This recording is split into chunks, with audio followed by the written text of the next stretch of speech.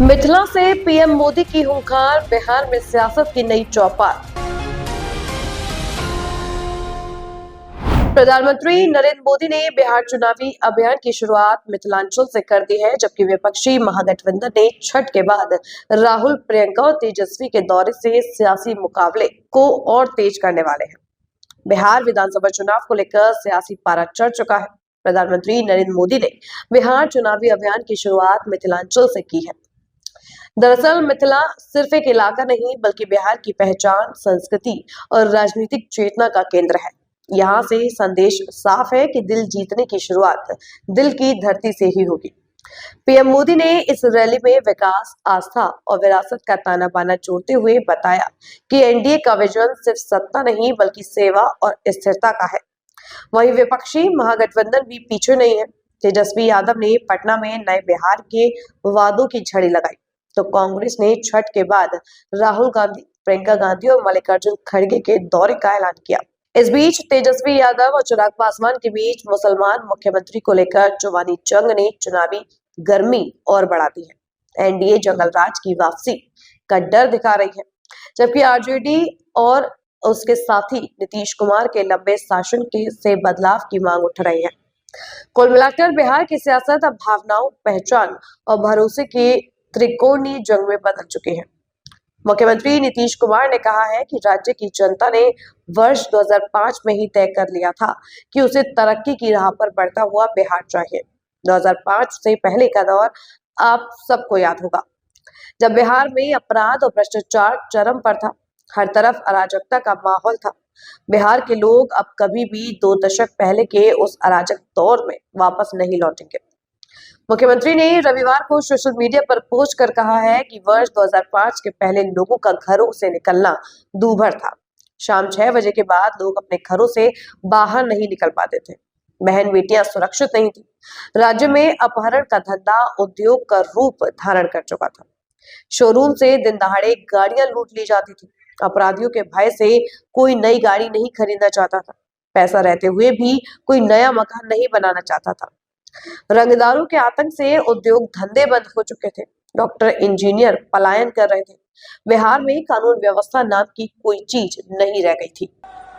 पूरा बिहार कह रहा है, फिर एक बार एनडीए सरकार, फिर एक बार सुशासन सरकार, जंगल राज वालों को दूर रखेगा बिहार। साथियों, मैं आप सभी के इस प्यार में, इस अपनेपन से अभिभूत हूं। मैं एक सच बता दूं, मैं जिंदगी गुजरात में खपाई, लेकिन दीपावली के 2 दिन के बाद अगर मुझे इससे आधे लोग भी इकट्ठे करने हो तो मैं नहीं कर सकता। इतनी बड़ी तादाद में आपका आना, त्योहारों के बीच आना, ये आपका प्यार, आपके आशीर्वाद हम सबके लिए एक बहुत बड़ी शक्ति है। मैं आप सबका सर झुका करके नमन करता हूं।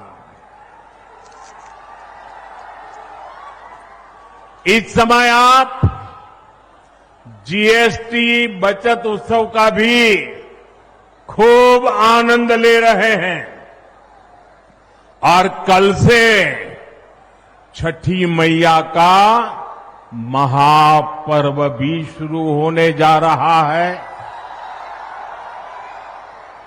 ऐसे व्यस्त समय में भी आप इतनी विशाल संख्या में यहां आए हैं। समस्तीपुर का ये जो माहौल है, मिथिला का जो मूड है, उसने पक्का कर दिया है, नई रफ्तार से चलेगा बिहार। नई रफ्तार से चलेगा बिहार जब फिर आएगी एनडीए सरकार, जब फिर आएगी एनडीए सरकार। भाइयों बहनों, आज का दिवस मेरे जीवन का अत्यंत महत्वपूर्ण दिवस है। यहां आने से पहले मैं कर्पूरी ग्राम गया था। वहां मुझे भारत रत्न जननायक कर्पूरी ठाकुर जी को श्रद्धापूर्वक स्मरण करने का, उन्हें नमन करने का अवसर मिला। ये उनका ही आशीर्वाद है कि आज हम,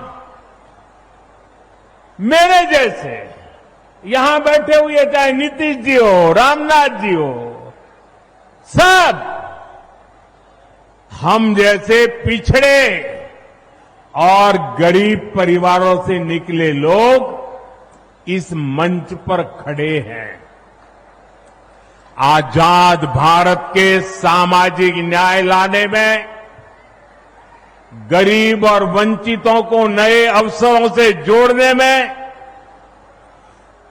भारत रत्न जननायक कर्पूरी ठाकुर जी की भूमिका बहुत बड़ी रही है।